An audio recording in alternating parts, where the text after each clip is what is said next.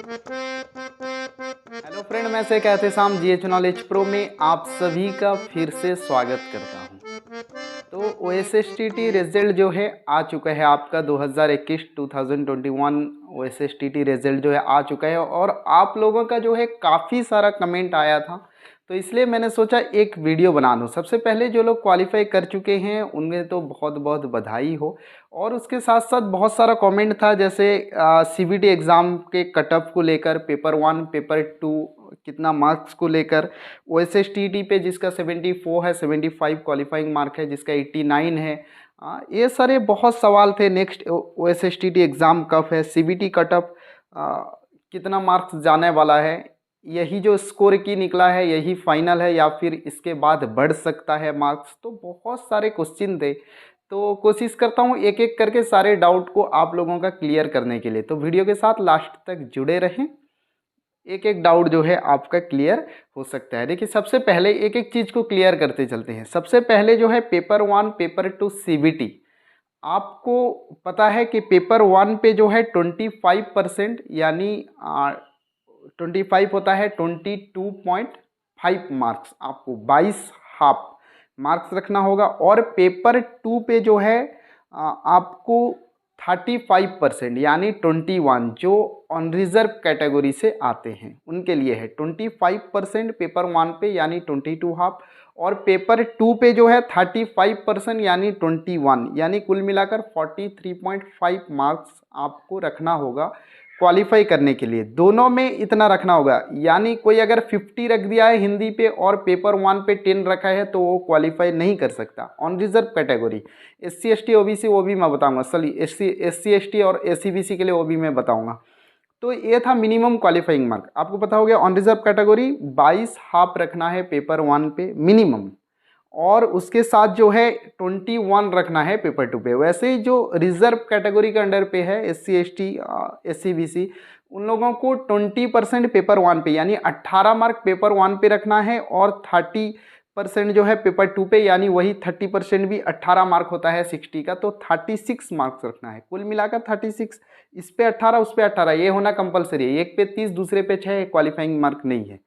तो आपको समझ में आ गया होगा। ऑन रिजर्व कैटेगरी पेपर 1 पे 22 हाफ और पेपर 2 पे 21 मार्क, रिजर्व कैटेगरी पेपर 1 पे 18, पेपर 2 पे भी 18 मार्क। ये जो है मिनिमम क्वालिफाइंग मार्क है, आपको रखना होगा। अगर क्वालिफाई आप करते हैं तो इतना मार्क रख के ही आप क्वालिफाई करेंगे।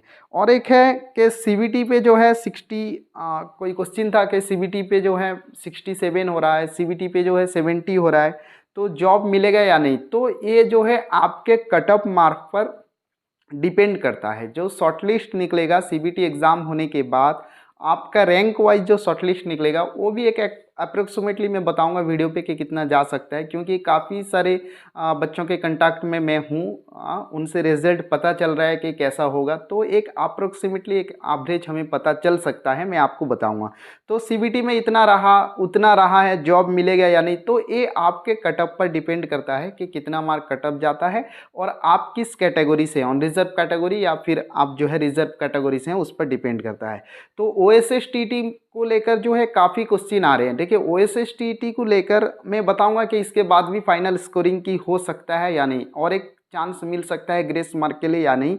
पर 74 और 89 वाले ये काफ़ी कमेंट कर रहे हैं। जिसका 75 था क्वालिफाइंग मार्क, उसका भी बहुत ज़्यादा कमेंट आ रहा है कि सर एक मार्क्स जो है हम चूक गए। और 89 जिसका 90 क्वालिफाइंग मार्क है, जनरल कैटेगरी जो है, उनका भी कमेंट आ रहा है। तो एक आध बार ऐसा हुआ है कि स्कोरिंग की के बाद भी फिर ग्रेस मार्क मिलकर बढ़ जाता है। मैं आपको बताऊंगा इस वीडियो में, आपको फाइनली बताऊंगा। और एक है ओएसएसटीटी में 105, हाँ एक बंदा एक कमेंट किया था, लड़का लड़की मुझे पता नहीं कौन कमेंट किया था कि ओएसएसटीटी में मेरा जो है 105 है या 110 है, तो मुझे जॉब मिलेगा या नहीं। आप लोगों को पहले से पता है कि ओएसएसटीटी जो है एक सिर्फ एलिजिबल क्राइटेरिया के अंतर्गत है, यानी आपको सिर्फ इसमें क्वालिफाई करने हैं। आप अगर 150 से 150 रख देते हैं और सीबीटी पे जो है क्वालिफाई नहीं कर पाते हैं तो आपको जॉब नहीं मिलेगा। या फिर आप 150 से बेहतर रिजल्ट 140 145 लाते हैं, फिर भी सीबीटी के शॉर्ट लिस्ट पे आपका नहीं आता है, नाम नहीं आता है, आप क्वालिफाइंग तो किए हैं लेकिन रैंक नहीं कर पाते हैं तो भी जॉब नहीं मिलेगा। तो सीबीटी इज जस्ट मैंडेटरी है, किस लिए कि आप जो है जॉब पाएँ। एलिजिबल क्राइटेरिया के लिए एक क्राइटेरिया ओएसएसटीटी है। तो ओएसएसटीटी हमें सिर्फ क्वालिफाई करना है। तो बहुत सारे बच्चों के ध्यान में है कि हम ओएसएसटीटी के मार्क के हिसाब से पाएंगे, ये बिल्कुल भ्रम धारणा है और इसे अपने माइंड से निकाल कर फेंक दो कि ओएसएसटीटी के मार्क के हिसाब से जो है पोस्टिंग नहीं होता। ओएसएसटीटी पे आपको क्वालिफाई करना है। और रिजर्व कैटेगरी है तो 90 मार्क रखना है आपको क्वालिफाई के लिए। रिजर्व कैटेगरी के अंतर्गत है तो 75 मार्क्स आपको रखना है। ये आपके लिए सिर्फ क्वालिफाइंग क्राइटेरिया, बाकी ये आपके लिए कुछ नहीं है, आपको सिर्फ क्वालिफाई करना है। तो और एक क्वेश्चन था कि नेक्स्ट ओएसटीटी सभी बताऊंगा, फाइनल स्कोरिंग की बताऊंगा, सीबीटी कटअप भी मैं बताऊंगा आपको। नेक्स्ट ओएसएसटीटी एग्जाम कब है? देखिए ये साल में एक बार होता है। सबसे पहले तो हुआ था ये 2018 में, फिर 2019 सबसे पहले हुआ था ये एग्ज़ाम आई थिंक 2016 में हुआ था। 2016 में हुआ, 17 में नहीं हुआ, फिर 18 में हुआ, 19 में हुआ, 20 में नहीं हुआ, फिर 21 में हुआ। यानी 16 में हुआ, 18 में हुआ, 19 में हुआ और 21 में हुआ, 4 मरतबा। यानी हर साल प्राय होता है, एक एक साल जो है, एक आध साल छूट गया है बीच में। तो नेक्स्ट फिर जो है वही अगस्त या सितंबर महीने में जो है फिर आपका ओएसएसटीटी फिर जुलाई तक निकलेगा। फिर आपको जो है उस हिसाब से फॉर्म फिलअप करने हैं जिन लोगों का नहीं हुआ है। ठीक है, नहीं हुआ है फिर भी घबराने की बात नहीं है। मायूस होकर ना उखाड़ आंगन से पौधा, धूप बरसी है तो बारिश भी यही होगी। आप जो है प्रयास करते चलिए। हाँ, एक दफ़ा में सफलता मिल जाए ऐसी कोई बात नहीं है। आपके प्रयास में जो है वो क्वालिटी होनी चाहिए। बार बार बोलते हैं लड़खड़ा कर संभलना, यही ज़िंदगी का एक तरीका है। जो भी सोचते हैं कि नहीं हुआ है क्या करेंगे, एज तो है आपका, आप फिर से ट्राई कीजिए नेक्स्ट ईयर। आप ऐसे कई लोगों के जहन में भी आता होगा कि जो पोस्टिंग निकला था हिंदी का 2014 एडवर्टाइजमेंट में निकला था, जो 2015 में एक बार पोस्टिंग हुआ, फिर रिट्रेंच के बाद 2016 में पोस्टिंग हुआ। तो उस हिसाब से 14 से लेकर 21 तक यानी करीब करीब 7 साल जा चुके हैं। तो 7 ईयर के बाद अगर हिंदी पोस्टिंग निकला है तो कई लोग सोचते हैं कि फिर अगर 6-7 साल हो जाए तो जो है एज निकल जाएगा। तो ऐसी बात नहीं है, अब जो है पोस्टिंग जल्द निकलना शुरू होगा, क्योंकि आपको पता है जो उड़ीसा में 5T लागू हो चुका है। तो इन टाइम सब कुछ होने की योजना है। जितने हाई स्कूल के पोस्टिंग है धीरे धीरे गवर्नमेंट चाह रहा है कि वो सारे पोस्टिंग को जो है क्या फिलअप किया जाए। तो इसलिए अब जो है इतना देर नहीं होगा, उम्मीद करता हूँ। तो और एक क्वेश्चन था इसको लेकर, बहुत सारी तारीफ़ किए थे आप मेरा, चलो बहुत बहुत शुक्रिया कि सर आपके वीडियो की वजह से ऐसा हो गया, हम पास हो गए, आपका वीडियो बहुत अच्छा लग रहा था देखे को। ये आप लोगों की मेहनत है। मैं बस आपको जो है ना थोड़ा बहुत धक्का दे रहा था, चलो चलो चलो आगे चलो, गाइड की तरह। बस आप जो है आगे बढ़े, ये आपका मेहनत जो है रंग लाया है। बस मेरा थोड़ा बहुत आपके पीछे सपोर्ट है।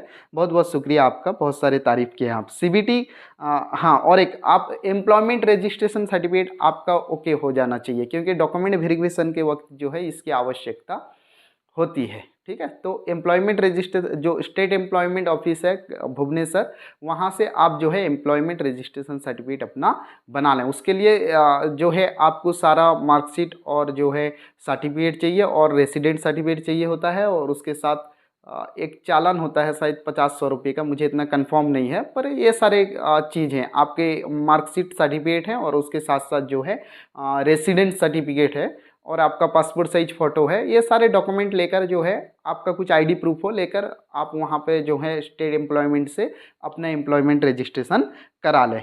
और जो है सबसे मेन मुद्दा एक है, एक जो सीबीटी कटअप मार्क है और जो फाइनल स्कोरिंग की। देखिए 2018 में एक बार ऐसे सामने आया था ऐसे मामला एक कि ग्रेस मार्क के बाद आपका रिजल्ट निकल गया। 2018 में ऐसा हुआ था, इसलिए बता रहा हूँ कि इट मे बी पॉसिबल कि फिर से आपको कुछ मार्क्स मिल जाएं। अगर मिल जाएं तो बोलते हैं ना सोने पे सुहागा है, जो 88 89 रखे हैं लड़खड़ा रहे हैं, अगर मिल जाए तो सोने पे। तो 2018 पे ऐसा हुआ था, मैं आपको बता रहा हूँ।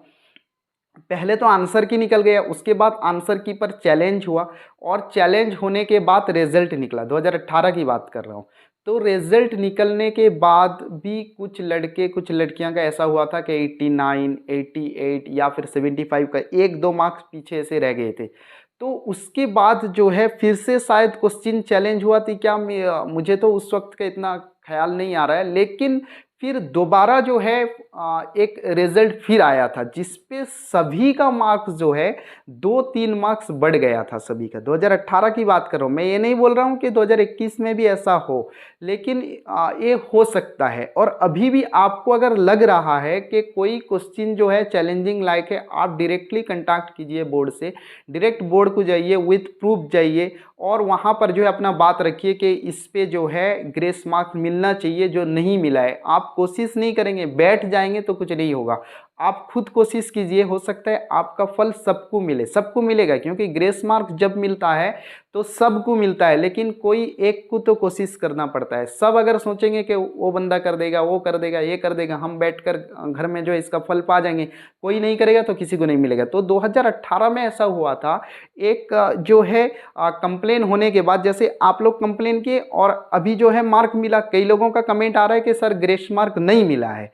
तो जो भी नहीं मिला है तो उस पर कंप्लेन कीजिए और एक बार आपका जो है स्कोर की फिर बढ़ सकता है। ऐसा 2018 में हुआ था, फिर से एक बार बढ़ के जो है मार्क मिला था। हाँ, मेरे खुद के साथ भी ऐसा हुआ था, तो मैं अपने पर्सनल एक्सपीरियंस के साथ बता रहा हूँ आप लोगों को। तो आप जो है, आपको जो भी लग रहा है कि इस पे जो है ग्रेस मार्क मिलना चाहिए, नहीं मिला है, या फिर ये ऑप्शन गलत था, ऐसा था, वैसा था, जैसा था आपको लग रहा है, तो विथ प्रूफ जाकर आप जो है वहाँ पर कंप्लेन कीजिए। हो सकता है आपके वजह से आपका भी बढ़े और सबका भी बढ़ जाए। तो ये बहुत महत्व कार्य है, जिसको भी लग रहा है वो जाकर कंप्लेन करे और ऐसा फाइनल स्कोरिंग की बढ़ता है। तो जो 89 रखे हैं उनमें एक आस चिंगारी है, एक आहट अभी भी है, जो दिया निभी नहीं है, धप-धप हो रही है। हो सकता है फिर से दिया भड़क जाए, ये कोई इम्पॉसिबल नहीं है, पर आप लोग कोशिश कीजिए। और एक जो है बहुत इम्पोर्टेंट सवाल है कि आप लोगों का कि कट ऑफ कितना जाएगा। देखिए, इससे पहले कभी सीबीटी हिंदी एग्ज़ाम नहीं हुआ था, फर्स्ट टाइम हेल्ड हो रहा है।